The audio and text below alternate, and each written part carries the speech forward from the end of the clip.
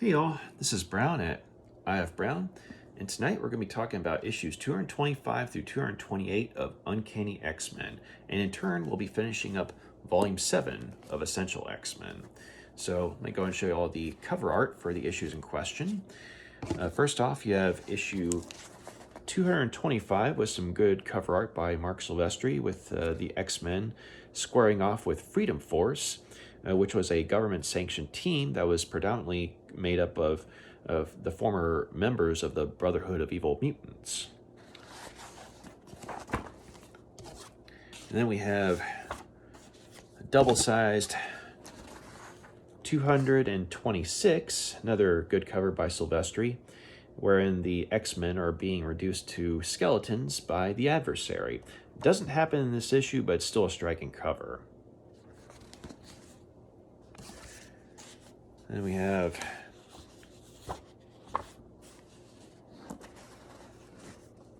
$227 with the X-Men, flying, towards the reader in triumph. Another good Silvestri cover. And last but not least, we have issue 228 with a rather somber cover by Leonardi. Okay, so all four issues were written by Chris Claremont, and this was when he was still at the height of his, creative powers. And so we're continuing to get some, good storytelling and some good character development with some much beloved characters and even some of the newer ones as well. And the artwork was by Marc Silvestri, who did pencils on 225 through 227, and Rick Leonardi, who did pencils on 228, and Dan Green, who did the inks for all four issues. So one of the cool things about these four issues was that, Marc Silvestri, this was one of, his first gigs, was working on the X-Men. And even, in his, humble beginnings, the guy had a lot of promise. And, he was even what I would call a good artist. And he was just starting out.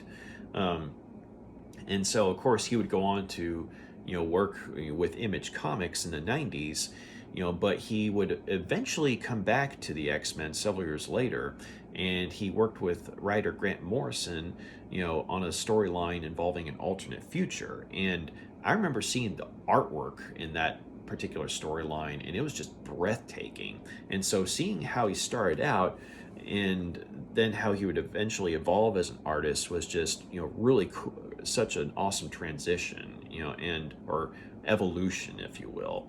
But even his humble beginnings, still some cool stuff.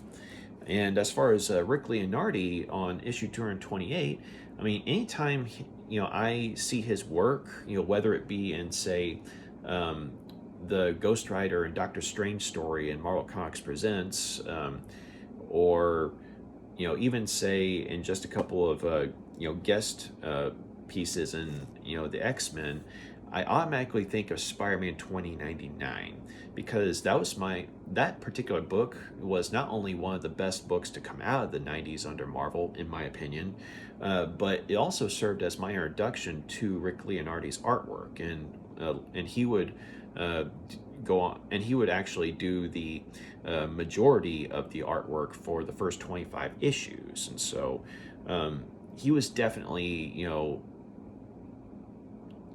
someone that I came to have a lot of respect for over the years, mainly because of Spider-Man 2099. But when I saw how far back his work went, prior to that, it was really cool to see, him take a shot at, working on the X-Men. And he worked on the title for, more than one issue, and it was, several issues, if I remember correctly. But like he wasn't like a regular artist, but he was a frequent guest artist, so it was always cool to see his stuff. But these issues in question not only serve to wrap up this volume, but they also serve to wrap up the Adversary storyline, and in the case of issue 228, serve as a sort of epilogue, to that particular storyline, or aftermath, if you will. Aftermath is probably a better word. But 225 through 227 actually served as the X-Men portion of the Fall of the Mutants crossover.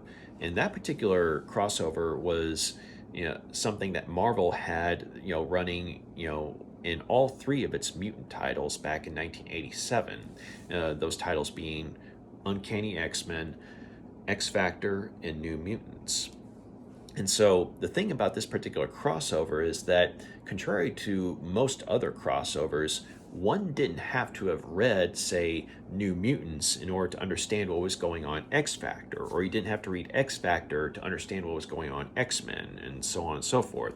Because usually when there was a crossover, when a company had a crossover, with certain comic books, you had to say, read, okay, I'll just give you all an example.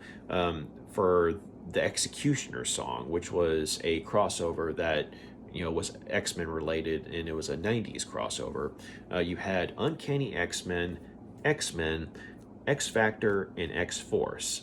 And you had, say, 3 issues, in each book that served as a part of the crossover. But the thing is, you had to read, you had to read those particular issues from each book in order to follow the whole thing, because events that happened in X-Men served to carry over in, say, X Factor, and in turn X-Men, and in turn X-Force. And so it's like you had to read each issue from each book of that crossover, or you had to read each issue that was a part of that crossover from each book in order to follow the whole thing.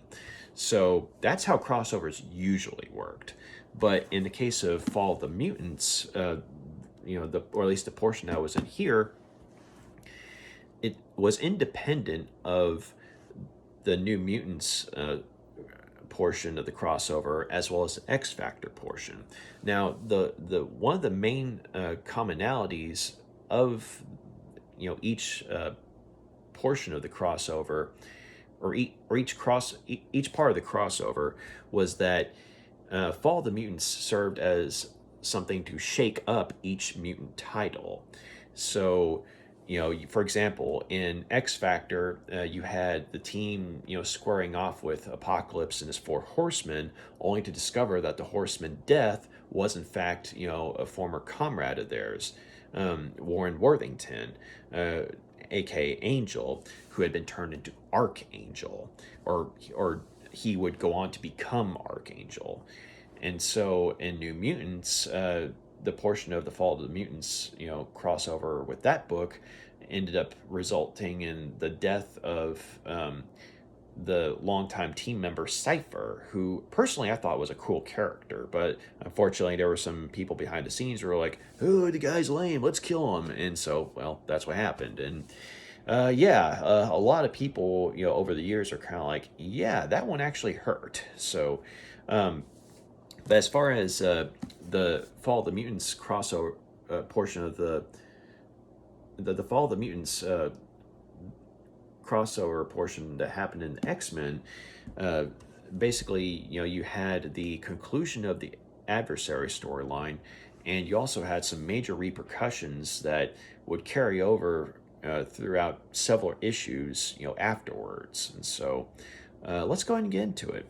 So it starts off with Colossus, who is in Scotland, and he, along with Nightcrawler and Shadowcat, had been on Muir Island in Scotland under the treatment of Mara McTaggart and her medical team due to the severe injuries they'd gained, during the Mutant Massacre storyline. And all 3 characters have started to recover. And, in the case of Colossus, he's no longer paralyzed, but he is struggling to maintain his, flesh and blood organic form. And anytime he changes, from flesh and blood to, organic steel, it causes him a lot of pain, and also transforming, from organic steel back to flesh and blood also is painful. But he ends up meeting a mysterious woman who offers to read his palm in exchange for a portrait. And so, Pete, being a good artist, he draws her portrait, and then she reads his palm, and she makes a series of uncannily accurate observations about him. And he's like, okay, who are you? And then she vanishes. But in her place, though, is a small chess piece, or at least what looks like a chess piece, in the shape of Colossus, Peter's mutant form. And he's like, what the hell's going on here? And then he looks at the drawing he made of her, and he's like, that looks like her, but that's not the drawing I made. And it looks like the woman, but she's almost elfin looking now, very, otherworldly looking. And so he's like, what's going on here? And so, and then, we have Freedom Force, who are now, being sanctioned by the government to arrest the X-Men. And so, Freedom Force, it's made up of Mystique, Blob, Pyro, Avalanche, Destiny, and, relative newcomers, Crimson Commando, Super Saber, Stonewall, and Spiral. And so this particular team, goes after the X-Men, and the two teams have a rather brutal showdown with one another, wherein there's gains and losses on both sides in the midst of the combat. But all this is being done, though, because Mystique is wanting to save her foster daughter Rogue from impending doom, because the X-Men had showed up in Dallas to try and track down their leader Storm, who had made it known that she was going to Forge's tower in order to try and see if he could restore her powers to her, since he invented the weapon that took her powers away. And so they don't know about this journey the journey she's been on with his mentor Naze in order to find him. And of course they also don't know that Naze wasn't really Naze, but in fact the demonic entity, the Adversary, who was basically a foe to not only Forge and his people, but to all humankind and just the universe in general. And Naze and the Adversary, under the guise of Naze, manipulated Storm into near mortally wounding Forge, convincing her that he had thrown his lot in with the Adversary and gone rogue, and was opening the barriers between realities and bringing in the Adversary's demonic forces. But in fact, Forge had been trying to close the barriers between realities, but unfortunately, when Storm near mortally wounded him, that's what caused the barriers to break open. And so Destiny, who was Mystique's longtime friend and possibly more, had seen a vision wherein all the X-Men died in Dallas, and on this particular day.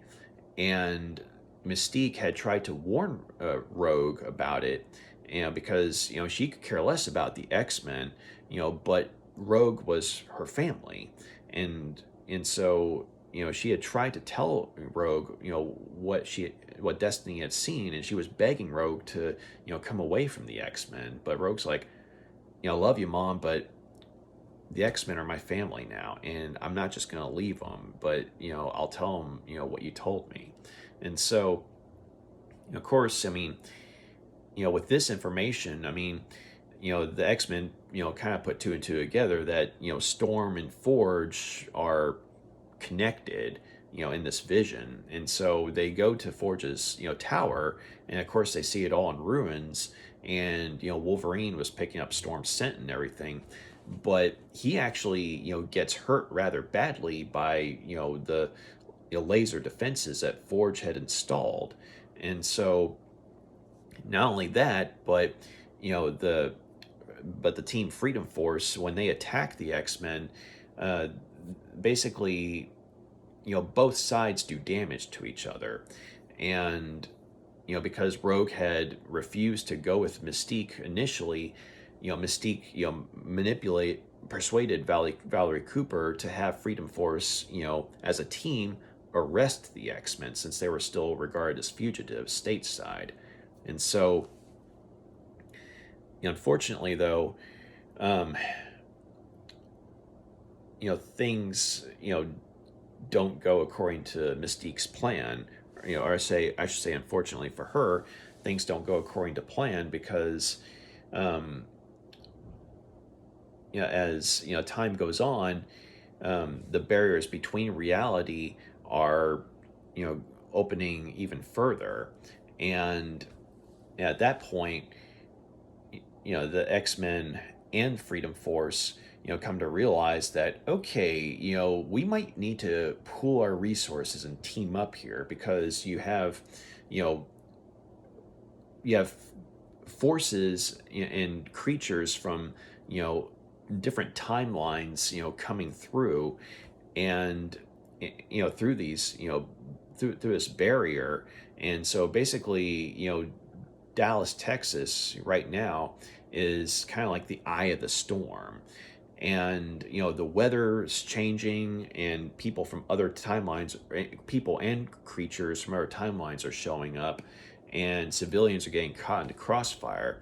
And so the X-Men, and Freedom Force, um, they put aside their differences and team up to try and save the civilians, or save what civilians that they can.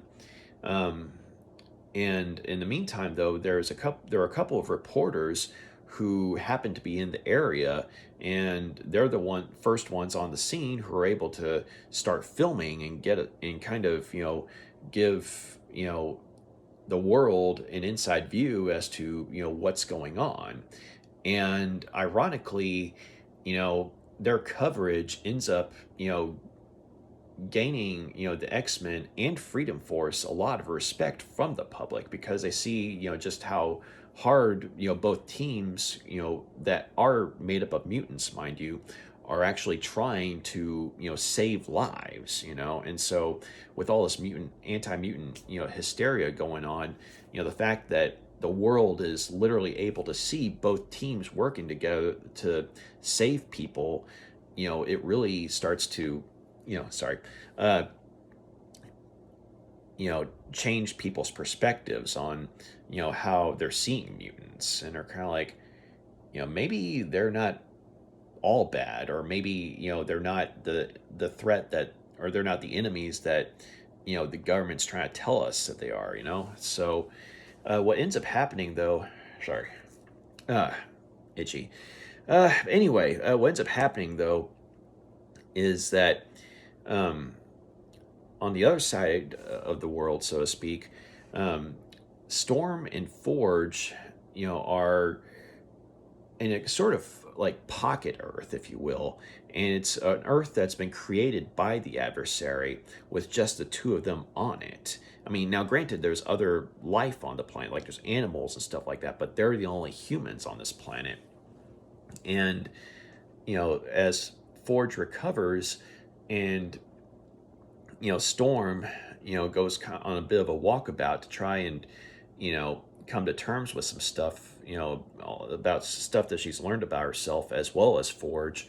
Um, they reunite later on, because time works very differently here, and you know, and they come to the conclusion that the Adversary is keeping them there because he could have easily killed them, but he recognizes that they have the power to potentially defeat him if things had gone a certain way. So he respects their power, but he also respects them as foes, and so he's basically offering them a chance to start life anew on this empty world. I mean, empty as an empty of humanity. Like they could be the start of a new civilization. All they have to do is stay out of his way. But they realized though that in doing so, they would condemn, their Earth to the adversary's, whims. And so the fact that the adversary, is, you know, singling them out to put them aside shows that he sees them as a threat. Like he doesn't want to kill them, but he doesn't want them standing in his way as an obstacle either, because they would be an obstacle.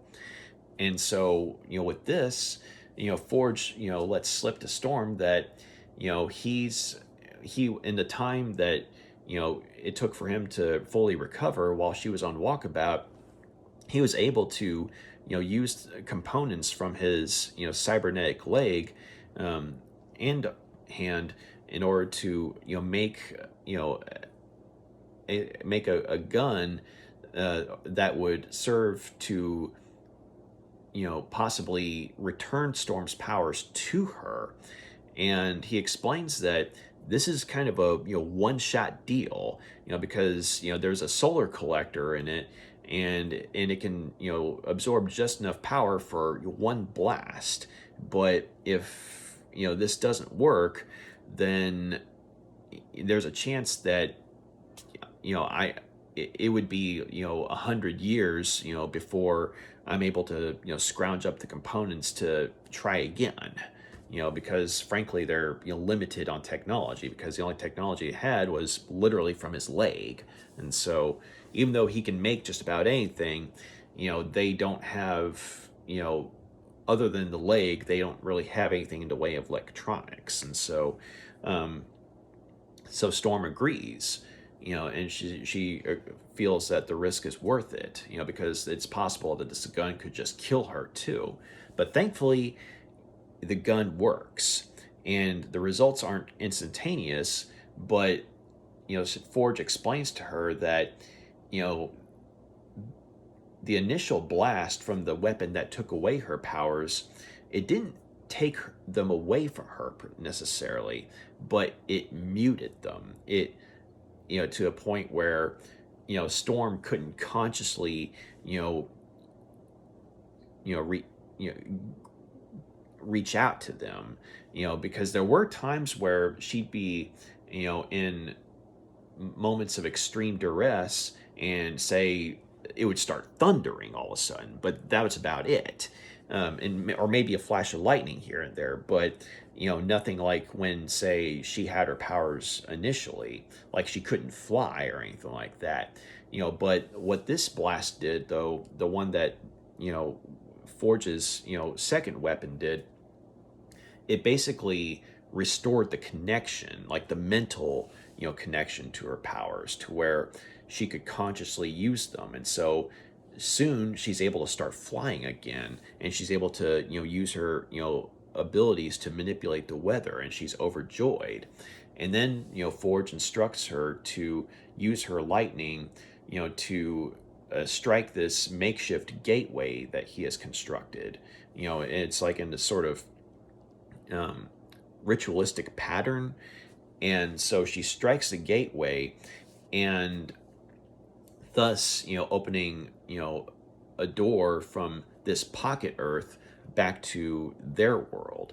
And so once that happens, the adversary, who's kind of been in going back and forth from this place called the Starlit Citadel, where this woman named Roma has been held hostage. Roma being the woman that Colossus had made contact with unknowingly, the one that he made the portrait of, and who gave him those eerie readings of him, as well as that strange chess piece. And so Roma, it turns out, is sort of this guardian of the omniverse. And Psylocke and her brother Brian Braddock, aka Captain Britain, had made her acquaintance at some point in their adventures. And so in the meantime, though, The adversary has been, going back and forth between the Starlight Citadel, where Roma is being held hostage in her own home, and he's also been going back to Earth, though, in disguise as you know one of the people who's served as a part of a militia, that's working with the X-Men and Freedom Force, against, say, savage enemies, like cavemen or dinosaurs or what have you.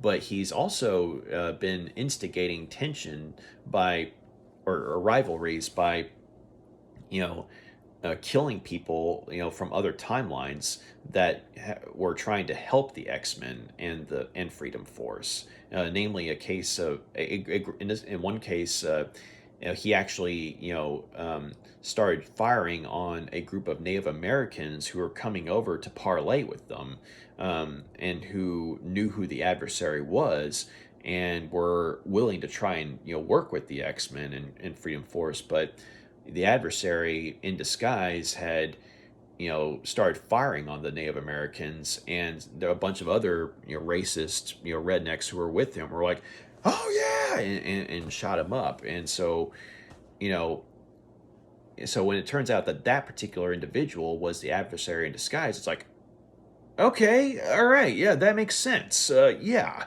um and you saw just how manipulative he could be. um and of course, the X-Men and Freedom Force, I mean, they couldn't stop it in time, and so unfortunately they're haunted by the needless death. But when they realize that that was the adversary, the X-Men especially are like, okay, when they see just all the chaos that the guy's causing and all this is at his hands, they realize just how powerful he is and how soon he needs to be stopped. But the X-Men, and Freedom Force, though, they're kind of at a crossroads, because as far as both teams know, according to Destiny, the X-Men are going to die in Dallas. If they're still in Forge's building by dawn. And unfortunately, they have to go in Forge's building in order to get to Starlight Citadel. And so the X-Men, of course, they decide to go ahead and go, because they realize that Storm and Forge are pawns in this game. And when Psylocke had read Colossus's mind and seen Roma's image, she realized just how much was at stake here. And so Freedom Force, of course, I mean, they're following Destiny and Mystique's lead, but they end up bailing on the X-Men, because once the X-Men go make the decision to stay, the whole place comes down. And so or it starts to fall apart, and Freedom Force bails, and Mystique and Destiny are both devastated at the fact that as far as they're concerned, this means the X-Men are going to die, and their foster daughter Rogue is going to die with them.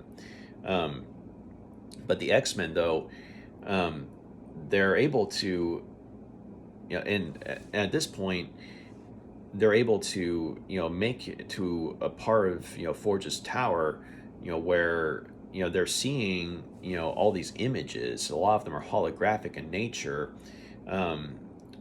of, what happened, and how, Forge was connected to the adversary. And what had happened was that, he had been in Vietnam, in the Vietnam War, and his, comrades, had all been killed by the Viet Cong, in an attack.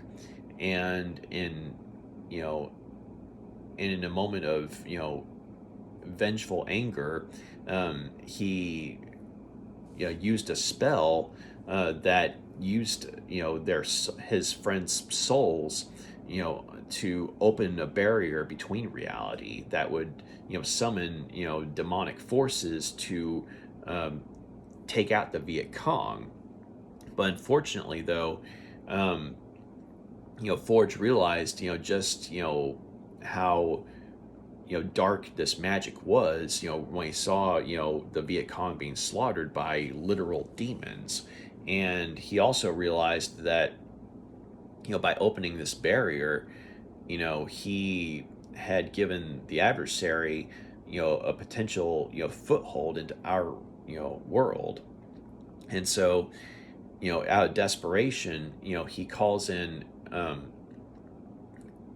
he uses the term arc light, and basically it's a code for the airplanes to go on a bombing run on his position, and basically to wipe out the enemy. Like the enemy is swarming us, we're not gonna make it. Take us out and take them out too. And so the bombs actually managed to not only kill the Viet Cong forces that were still alive, but that were being whittled down by the demons, but the bombs also destroyed the demons and as well. And the barrier between reality was closed, but at the cost of Forge losing one of his hands and one of his legs. And so basically the X-Men are seeing all this and basically reliving it. But then they see the Starlight Citadel hovering above them, and they realize that because of the adversary using Storm's powers to serve as a defense against in defense of the Citadel, the X-Men have a very poor chance of making it to the Citadel, because anytime they tried to fly there, like anytime say Rogue tried to fly there, she ended up getting batted back. And so that's when they hit upon the unique solution of utilizing Longshot and his luck power to get there. And so basically they take a rope and tie each of the X-Men to it, including Madeline Pryor, who's with them at this time. And she actually volunteered to go with them on this mission, because she was also serving as the team's pilot as well. But she'd basically come to see the X-Men as family and vice versa, and she what was a danger to them was a danger to her. And so, and plus she and Havoc were starting to get close as well.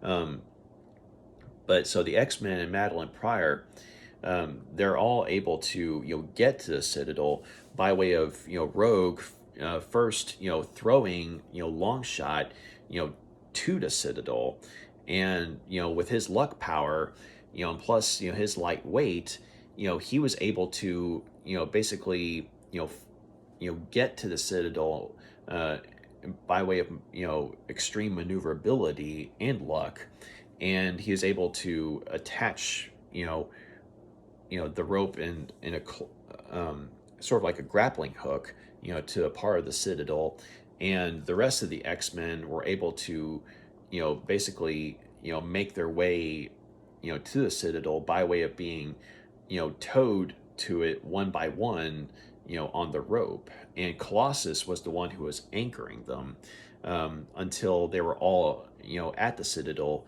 and then he fought to transform back into his organic flesh and blood form, so that way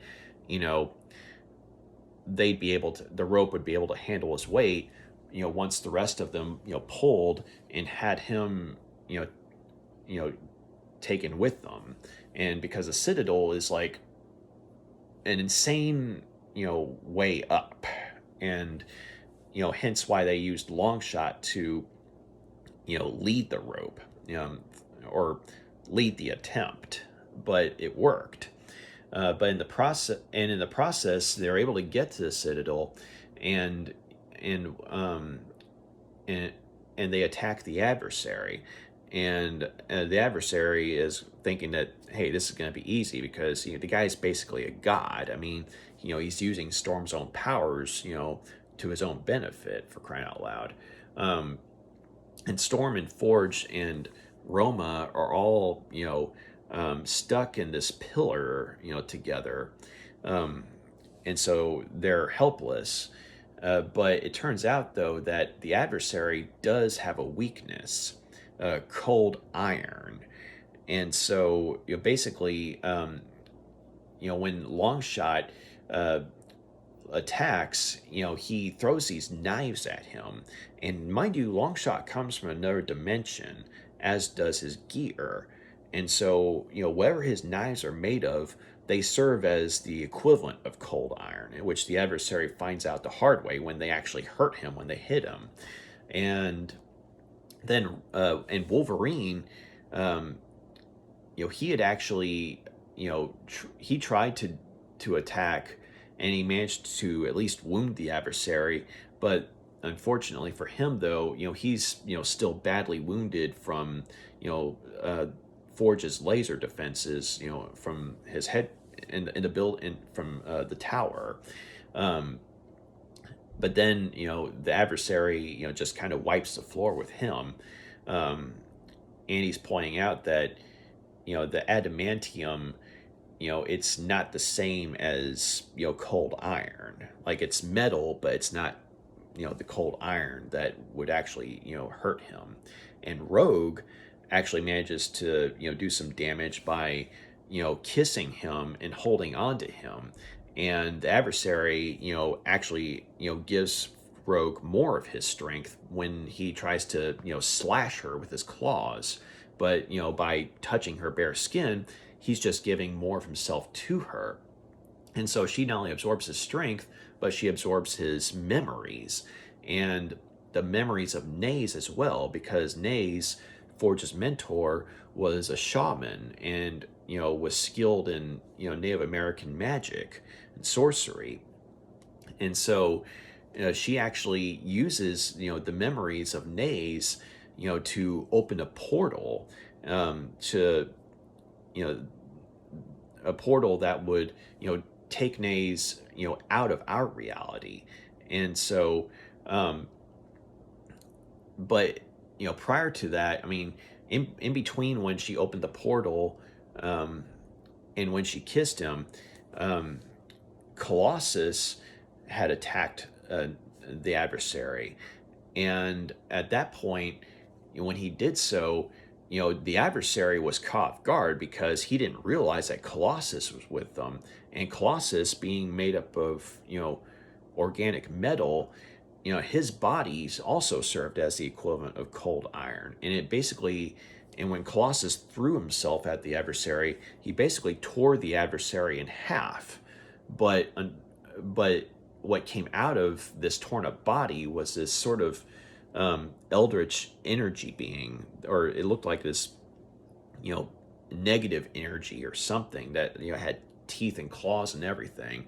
And the adversary admits that he was impressed, because he realized now that Roma had, a move that he hadn't anticipated. So even though Roma's, basically the embodiment of, order in this case, and he's the embodiment of chaos, Roma, isn't, above, playing a risky move. And so even though he's impressed by this, he's still not convinced that, it's going to be enough to defeat him. And so, but that's when Rogue, uses, the memory of Nace, to, use a sorcery to open the portal, to, push Nace, out of our reality. And so, unfortunately, though, as Nace points out, her use of, Nace's sorcery, isn't going to be able to last, because, any power she absorbs from anyone is only temporary, as is the memory of that power. and she only has, and Nays, as powerful as he was, only had enough power to say open a portal, but he never had enough power to push the adversary through it. And so at that point, he starts taunting Forge, because at this point, he's you know he's been weakened enough to where not only is he being pushed through the barrier, even though he's not completely through it, like he's holding on for dear life, but his hold on the Starlit Citadel, Roma's home, has weakened, to where Forge and Storm are able to break out of the pillar, but Roma is still stuck in it. And the adversary starts taunting Forge, saying, "Why don't you tell the X-Men, the only way to defeat me?" And so the X-Men are like, "Hey, buddy, if you know something here, you've better tell us." And so Forge confesses that when he cast the spell back in Vietnam, it was a spell that was cast in vengeance and anger, and he used the souls of his friends. He used their souls unwillingly, like they were unwilling, spirits that were pawns in this, and because they were used in anger, they tore a hole in reality, and so, and it would take, say, the same amount of souls to repair the barrier, or to fix the barrier, or to close it. And so in this case it would have to be willing souls. And so with the X-Men, I mean, you have Storm, you have Wolverine, Havoc, Colossus, Rogue, Dazzler, Longshot, and Madeline Pryor, and Psylocke. So basically, nine souls, that it would take, to close the barrier, but they'd all have to be willing. And so, Wolverine's, pointing out that, the reporter who's, still with them, who went along for the ride, like the rope ride, Wolverine's, pointing out that, hey, this guy's not part of this. He was just doing his job. He doesn't, deserve, what's, going to happen here. And so Forge promises to, take him back, after he's cast a spell. And so they're asking though, well, hey, why can't, Forge, be one of the souls? And he says, unfortunately, I have to be in place in order to cast a spell. And so, anybody says, make no mistake though, if you guys do this, you will die. And so, but it's the only way to, push the adversary through the barrier, or through the tear in reality, and thus, seal, the barrier. And so, the X-Men, they reluctantly agree that, okay, just if that's what's got to be done, we'll do it. And so, with their consent, Forge, he casts a spell, and basically it takes their souls from them. Like their bodies just disappear, and their souls go towards him, and he uses them to close the barrier. And the adversary goes screaming back to his chaotic realm, and the barriers between reality are sealed once more. And Forge's heart is heavy, because this is the second time he's used such magic, and the second time that people close to him have died because of it. In this case, someone that he loved, Storm. And so he comes back to reality, our reality, and he keeps his promise to bring the reporter with him. And so he reunites with his co-worker, and she's saying that we saw it. We saw everything. The X-Men gave their lives for us, and so Freedom Force, who's still, still waiting, you know, they saw it all too. I mean, courtesy of television, and Mystique and Destiny, are you know asking Forge, why couldn't you just have gone through with them? I mean, you're the one who started all this, and they're calling him a murderer because, I mean, he killed the X-Men, and including their daughter, Rogue. But Forge, I mean, he just can't bring himself to answer them, and so he just walks away. But in the meantime, though, back at the Citadel, Roma, who has been freed from her prison, she uses her magic, to bring the X-Men, back to life. And they're like, wait a minute, did we fail? And she says, no, you succeeded, and you did die, but, because I have my powers back now, I was able to bring you back to life. But right now, though, I mean, but bear in mind, I mean, you did die. Your souls were used, and I mean now they're returned to you. But to the world at large, you are dead. But because of what you've done for not just myself, but for the universe in general and humanity, I mean, I can offer you a boon. I mean, I can send you exactly back to where you were, before all this started, or I can, send you to some other, world entirely. What would you like? What would you ask of me? And so the X-Men confer amongst themselves, and Storm and Wolverine are of the mind that, well, hey, we were already, working to, fake our deaths, so that way we could, be able to, take the initiative on, enemies like, say, the Marauders. But now, to the world at large, we are dead. I mean, this is probably the best opportunity we're going to have. And some of the other X-Men, though, are kind of like, well, wait a minute, what about our friends and family members? I mean, do they deserve to, be put through the pain and torture of, thinking that we're dead? And then, of course, there's the rebuttal that, well, I mean, what's worse, that, or, we end up burying them because they get caught in the crossfire. And so, the X-Men, as a whole, ultimately decide that, okay, this is probably for the best. Let the world continue to think we're dead, but, send us, somewhere that we'll be able to, start anew, but away from prying eyes, and basically somewhere that, we can, take the fight to our enemies before they know it.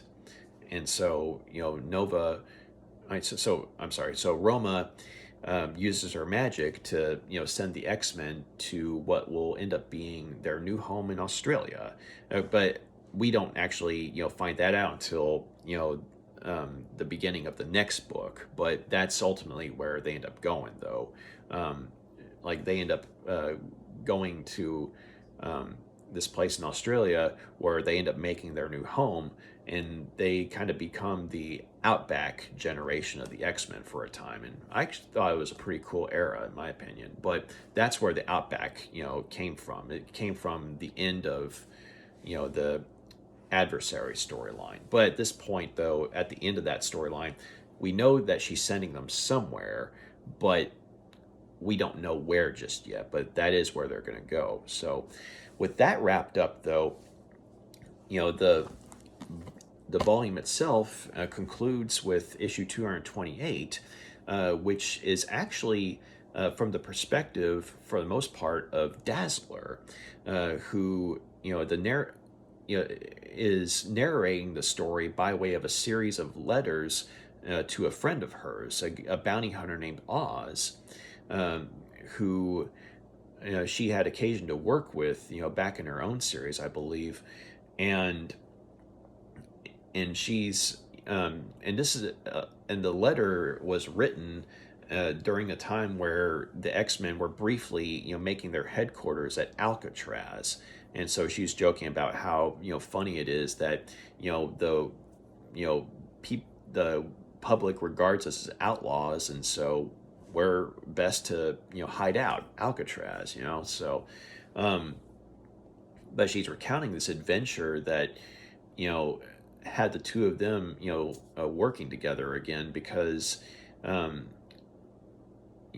she's kind of going through her own stuff, and she, sees, a newspaper story, of her friend, allegedly murdering a bunch of people, and she's like, that doesn't sound like him, and she sees the descriptions of the bodies though, and she's thinking, well, wait a minute, because he has this dog that's unusually intelligent, very, very brutal dog when it comes to say like combat and stuff like that, but is very loyal and friendly to those that are that sees his family, and so and Dazzler is one of those people, but she points out to Wolverine though that you know she doesn't think that her friend Oz could have done this, but it's possible his dog might have.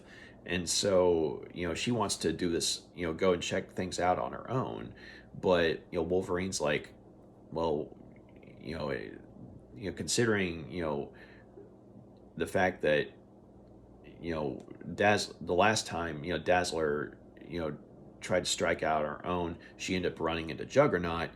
Well, it's best to have someone go after her. And so Wolverine, decides to go after her on his own. And so he follows her to where, she's going to look her friend up, and he basically tells her, look, you're stuck with me, okay? And so, they find her friend, and they come, and they eventually are able to bust him out of jail, after after Dazzler finds his dog, and once they get him out of jail, by way of having Wolverine snuck into prison as a drunk, Dazzler pours a bunch of alcohol on him, and he goes in singing and pretending he's drunk, and the police take him in. And as it happens, he's right across from Oz in the next cell, and so Oz ends up telling Wolverine a bit about what happened, which is when a couple of rogue agents come in to try and kill him, which is when Wolverine slashes through the bars and saves his life, and the two of them hightail it out of there and make it back to the hotel that where Dazzler is staying at. And so once she's reunited with Oz, Oz tells her and Wolverine why he's in jail, and basically he was going after this Russian triple agent, or double agent, who I guess pulled a triple cross, because he betrayed both the Soviets, as well as the Americans that he was supposedly defecting to, and he basically set himself up as a drug kingpin.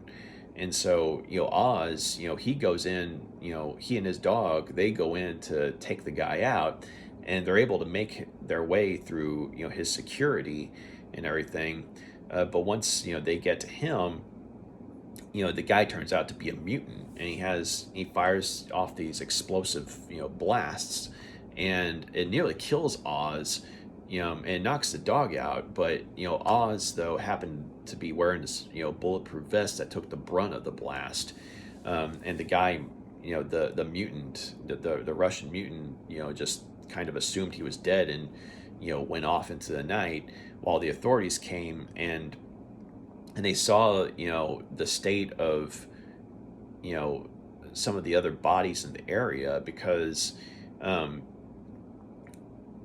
there were other people that were trying to kill this Russian mutant, like people that were trying to hunt for him, like people from the Russians and people from the American government. And, they were all flash fried.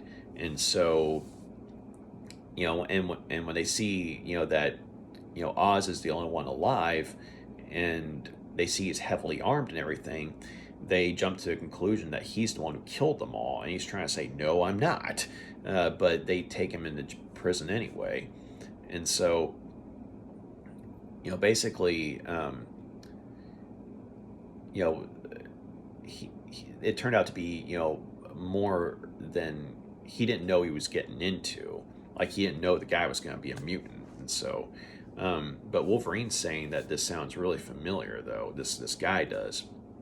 And then, sure enough, his suspicions are confirmed when Henry Gyrick, a representative of the government, comes in. And he's also one of the proponents of, bringing back the Sentinel program. So he has no love for mutants. But in this case, though, he's willing to work with Wolverine and Dazzler because, this Russian mutant was someone that they had tried to turn, like this, someone that they had tried to bring over to the American side, like because he wanted to, get intel on the Russian, mutant situation, like in comparison to, say, mutants stateside. And so, but this guy basically, turned the tables on him and used any sort of, resources that the American government gave him, as well as the Russian government, to, become kind of like a drug kingpin. And so, Gyrick is, telling, Wolverine that, we want him brought in alive, but he's willing to let Wolverine and Dazzler go and Oz go get him because, on one hand, they actually have a chance of, getting the drop on him. But on the other hand, though, because Dazzler and Wolverine are mutants and Oz is just a bounty hunter, no one's going to miss him if they get killed. And so all three decide, okay, we'll play along, but whatever happens, to the guy is up to us. Of course, they don't tell Gyrick that. And they do find the guy. They find, the Russian mutant. And Dazzler is actually able to, disorient the guy with her powers, which in turn, makes him vulnerable to an attack from Wolverine. And Wolverine had actually encountered the guy before, because back before he joined the X-Men, he did wet work, for the government. And, and the two of them had, fought each other. And, it was a draw, from what the way Wolverine tells it. But this time, though, Wolverine actually hurts the guy pretty badly. And the guy's not going down without a fight. He uses explosive power to, incapacitate Wolverine and run, even though he's bleeding profusely. And he's yelling out for Gyrick that he wants to turn himself in, but only on the condition that, he and his people, kill Wolverine, Dazzler, and Oz. And he says, my life, for theirs. Which is right when Oz's dog, leaps out of, the swamp they're in and attacks him. And you see them both go into the water, and you see one last, burst of, the mutant's energy, come out of the water, and then the water's still. And then the dog is the one who comes out. And the way Dazzler says it, the dog must have thought it was a fair trade, his life for theirs, as in, he ended up losing his life for the three of them, Oz, Dazzler, and Wolverine, and so the dog's the one who saved the day. And so, when they, make it back to where Gyrick is, they say, well, hey, we're sorry, but, but the guy's, but the guy's croaked, so, and of course, Gyrick's pretty pissed about it because, he was wanting the guy alive, but, Wolverine basically tells him to eat it, so, and of course, Gyrick, swears to make things more difficult for the X-Men, going forward. But, they're kind of like, just buzz off, So the way the story ends, though, is that, it turns out that the person reading this letter, of course, is Oz. And as he's reading this letter, you see a newspaper headline of, the X-Men, having died in Dallas. And, he's basically, reading this letter to, sort of honor, his friend Dazzler. And, he actually, drinks a toast to her, and he basically says, I don't care what the rest of the world thought of, you and the X-Men, but you guys were heroes. And you were, most importantly, you were my friend. So this one's for you. And so, he and the dog just sort of, look at a picture of her mournfully, and that's how the story ends. But yeah, these were, all four of these stories were good, and I thought that, they served as a good conclusion to the Adversary storyline.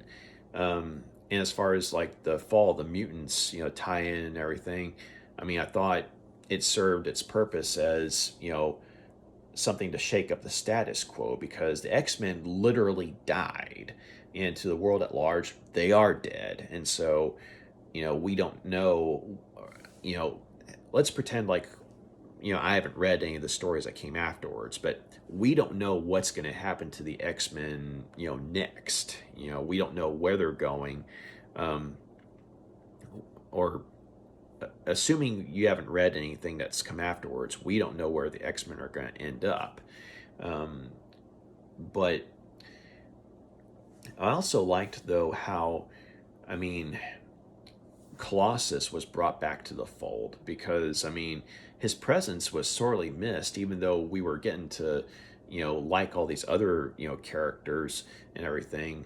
But Colossus is kind of a staple of the team. So seeing him brought back, I thought was really cool. And, Chris Claremont always does a good job writing him as like a noble soul, someone who can do a lot of damage, but is a pacifist at heart. But at the same time, when lives are on the line, he does what he has to do. And I really liked how each member of the X-Men had their chance to shine when it came to, say, going up against either the adversary himself or, say, forces of the adversary. And I liked, seeing how, Forge and Storm, kind of fell back into love with one another, but how they had to give that love up in order to save the universe. And it was a rather moving story on their parts. And we get to see why the two of them are as close to each other as they are. And I like the idea that because of how differently time works on this little pocket Earth that the adversaries whipped up for them, they literally have like a couple of years in order to get to really know each other and things like that, and it all happens within the span of a single issue, a double-sized issue, I believe, but, a single issue, mind you. But, so seeing the two of them together again was really nice, and we're reminded at, the fact that, yeah, there is some love there, and of course, getting more insight into Forge's backstory as to, what exactly happened to him in Vietnam, it was definitely terrifying and tragic. Because, I mean, the Vietnam War was terrifying in and of itself, but then you throw in, demons from another dimension, and, the guilt that comes with having summoned them, and then, the fact that you lost your hand and your leg, in, the bombing run that was meant to take them out, which you succeeded in that, but you lost your arm and you lost your hand and your leg. I mean, yeah, I mean, Forge definitely has some baggage with him, and so it's definitely, it touches on a very human, element of tragedy there. And I liked seeing, the reporters, perspectives on the X-Men, and you're seeing how one of them, I mean, she's basically, typical anti-mutant, hysteria, person. But the other reporter, though, he actually is wanting to give, the X-Men, their, you know, give them their chance to speak, and so that actually happens more than once. Like, he interviews the X-Men and gets their thoughts on, some of the stuff that's going on, with, the world and mutants in general, as well as the situation they're in. And his perspective on all the members of the team, I thought was really cool. Like, you have some thoughts on, say, like, Longshot, or, Psylocke, or Rogue, and, you know, you're basically seeing it from a layman's perspective at certain points. And so that definitely has a sort of grounded in reality type feel. Like, imagine if you're an ordinary human reporter, but you're on the front lines in a battle, between the X-Men and the forces of darkness. And you're getting to see the X-Men, up close and personal, and you get to see them also as human beings as well. And I liked seeing, Havoc and, Madeline Pryor, you do have some moments where you see that they're definitely getting closer with one another. And I definitely felt for her character because, she still, hasn't been able to get back into contact with her husband, Scott, okay, Cyclops, nor her son, Nathan. And, one of the last things, she, says before going off with the X-Men, um, or before making her sacrifice with them, is, she asks the reporter, to, tell, Scott, and Nathan that, she loves them, and, she wishes things had turned out differently, so it's like you really feel for her character there, but at the same time, she's, as far as she knows, initially, she's, dying with, a group of people that become a family for her, like someone who, like, when everyone else turned their backs on her, the X-Men came through for her. And so, she feels like she's a part of the family at this point.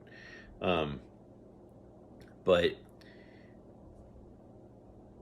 but also, I thought it was fascinating that, as far as Roma goes, I mean, I've never seen her before until this X-Men story, but I mean, we get just a glimpse as to, her place in the grand scheme of things, as well as the adversaries. But at least with the adversary, though, we've gotten, to know more about the adversary, courtesy of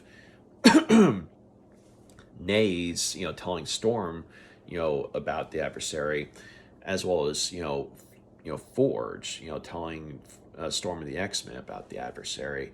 Um, so the adversary was definitely a dangerous enemy, and I liked how, it really, took, the X-Men giving their lives literally in order to defeat him, because that's when you know just how dangerous things are. And yet, Roma's, boon to the X-Men at the end was something that, you know, might not have worked in any other story, but except for the fact that she happened to, be, you know, the other side of the coin, life, death, order and chaos and all that. Um,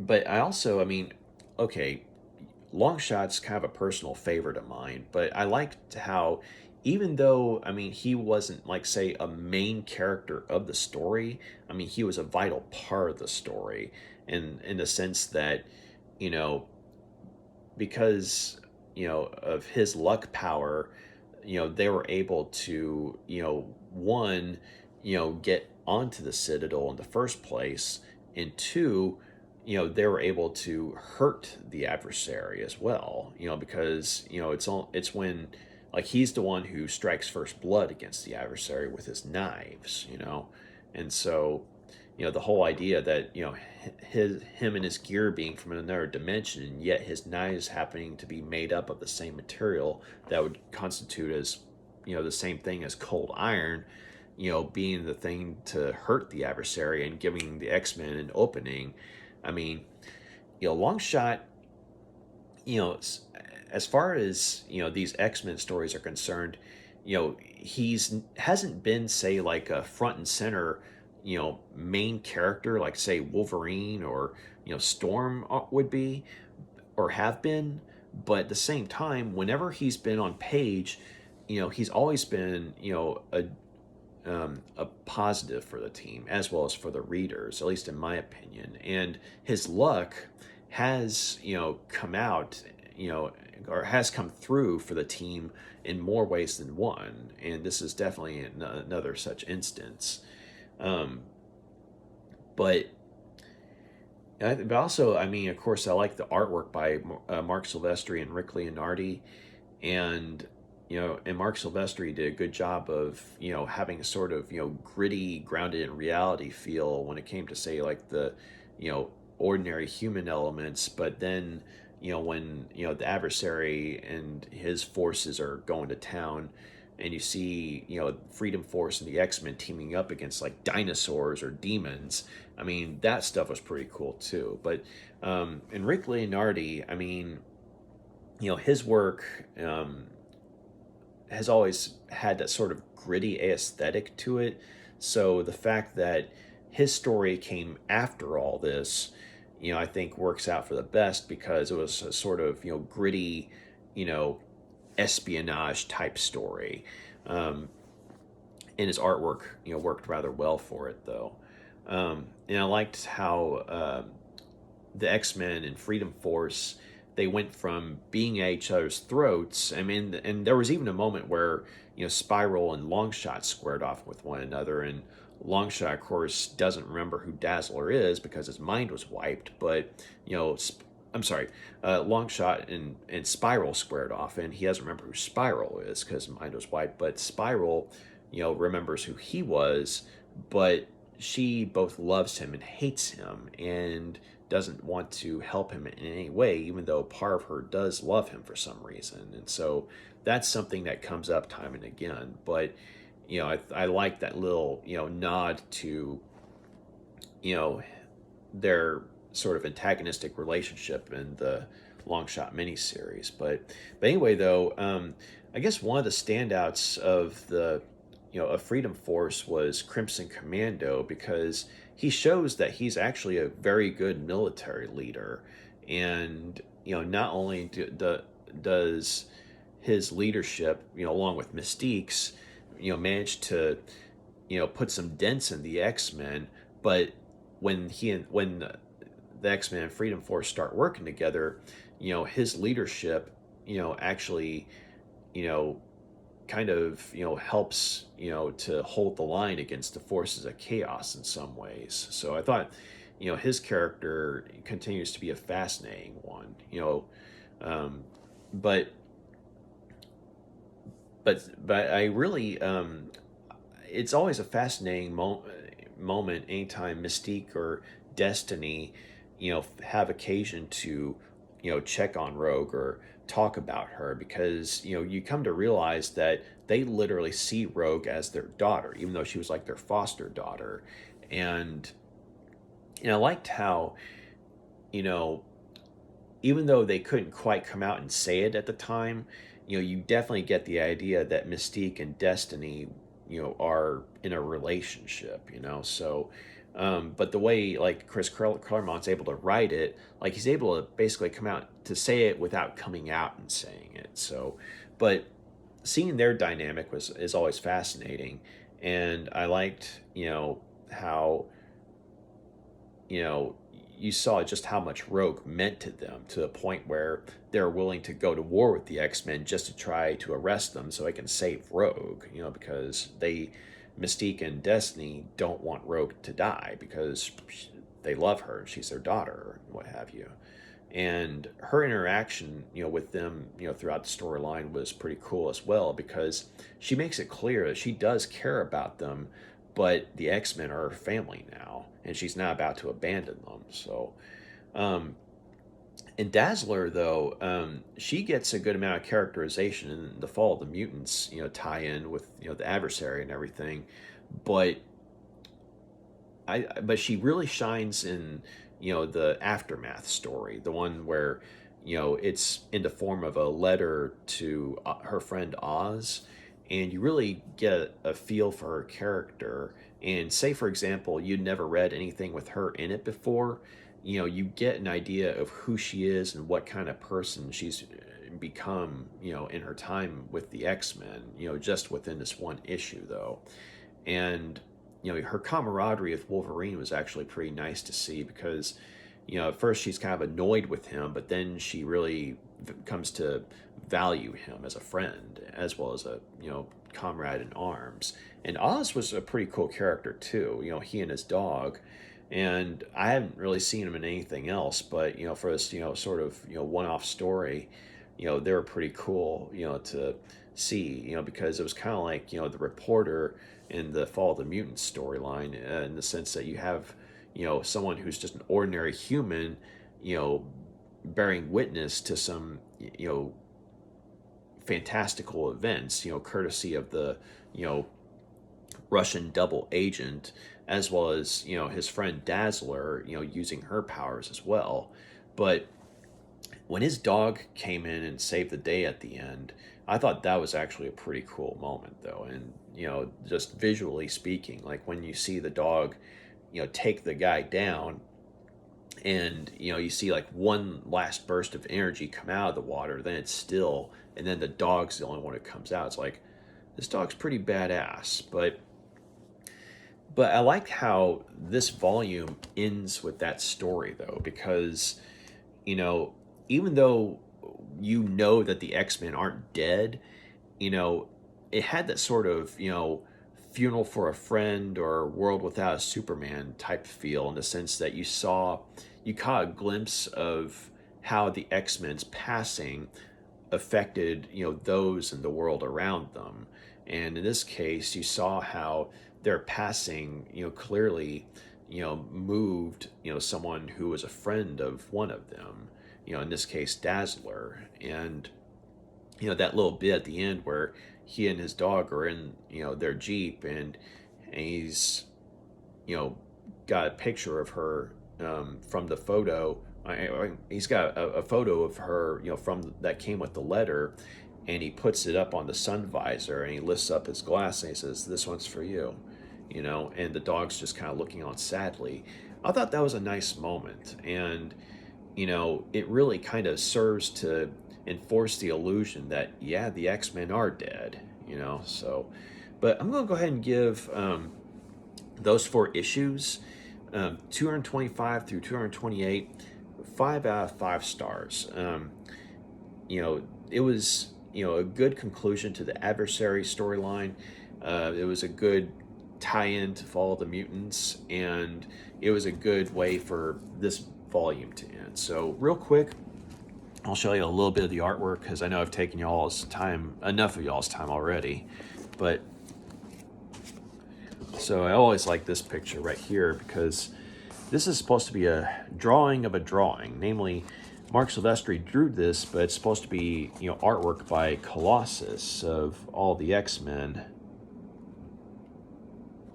and some of their adventures, some of their more recent adventures.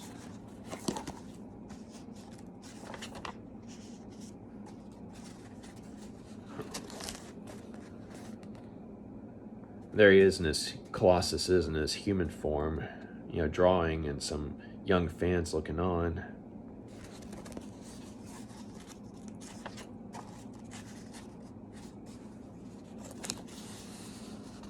And there he is, making the acquaintance of Roma.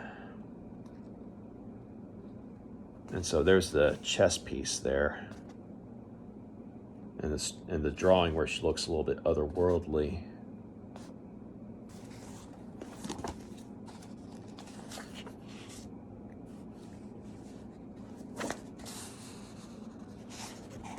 And there's, the Starlit Citadel. This is the Adversary revealed, at least in his semi-human form.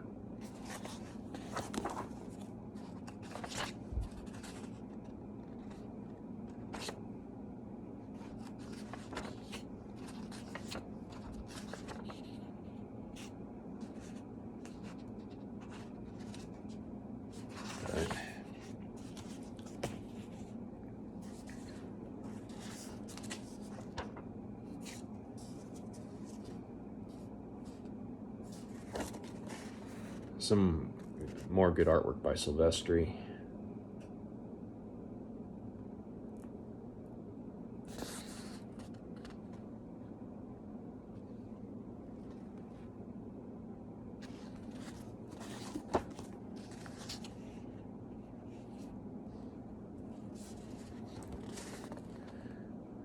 A very scary looking spiral.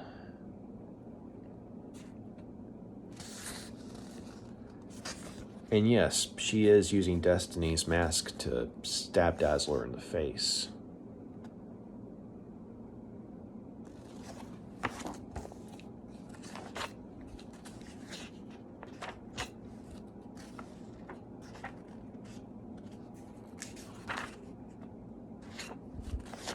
But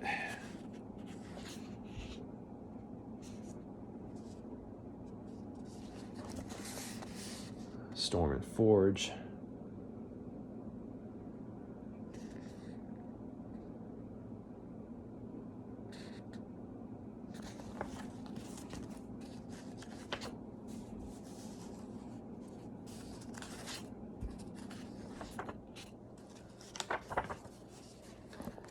This is when Psylocke's reading Colossus's mind, and she realizes that Roma's involved.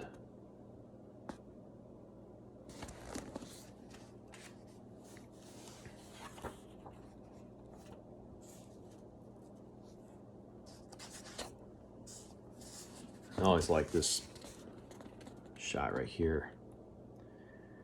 It's where the X-Men are seeing, what happened in Vietnam. So you have the NVA fighting against demons.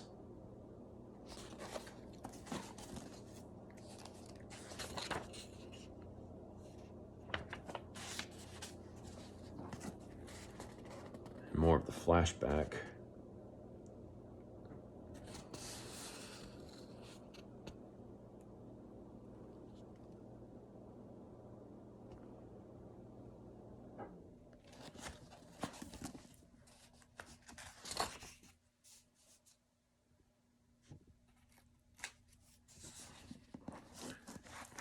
And there's a reporter interviewing Longshot and Madeline Pryor.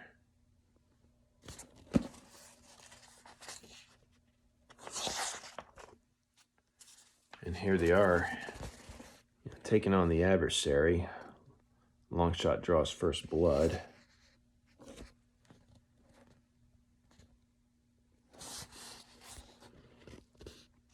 And Wolverine gets swat aside.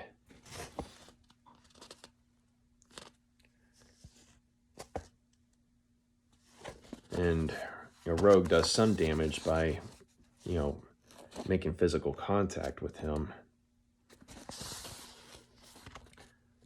And then Colossus tears right through the guy, literally tearing in half.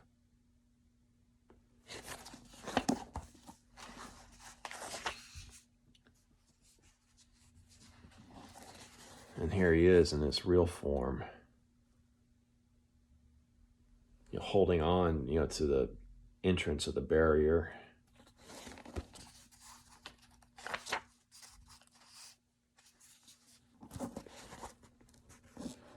And here's where, Forge, tells the X-Men, what the sacrifice requires.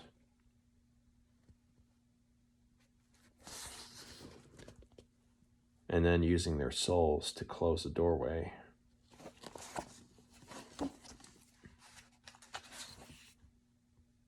Meantime, though, so as far as the final story,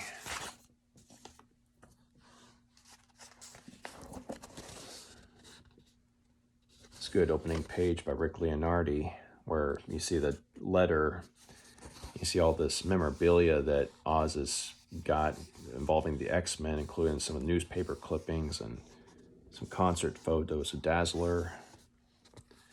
And you see his face reflected right there in the mug.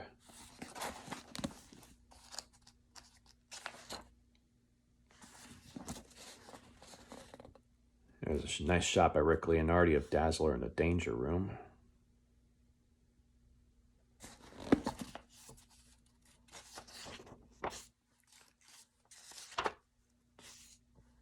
And let's see. And there's his dog, Oz's dog, Cerberus.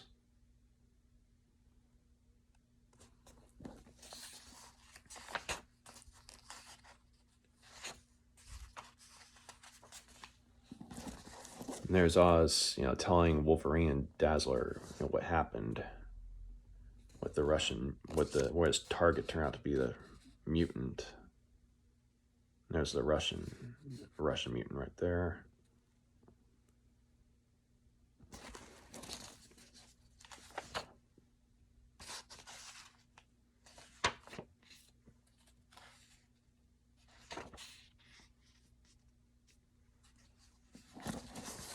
And here they are fighting in the swamp. Wolverine and the guy going at it. Wolverine cuts him up pretty good right there.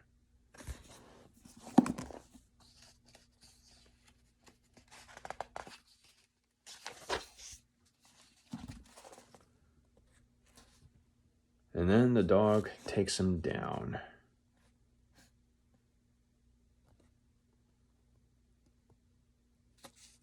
Right there. Comes out. Dog's the only one who comes back out.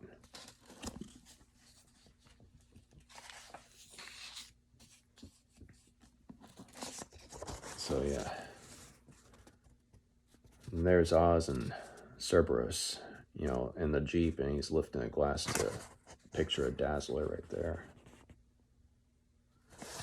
But yeah, that was issues 225 through 228, which in turn concludes X-Men Volume 7. So if you made it this far, thank you so much for going along for the ride, and it means a lot to me. And if you got any questions, comments, feedback, constructive criticism, please feel free to drop a line. And if you like what you see here, feel free to like and subscribe. And y'all have a good night. Bye.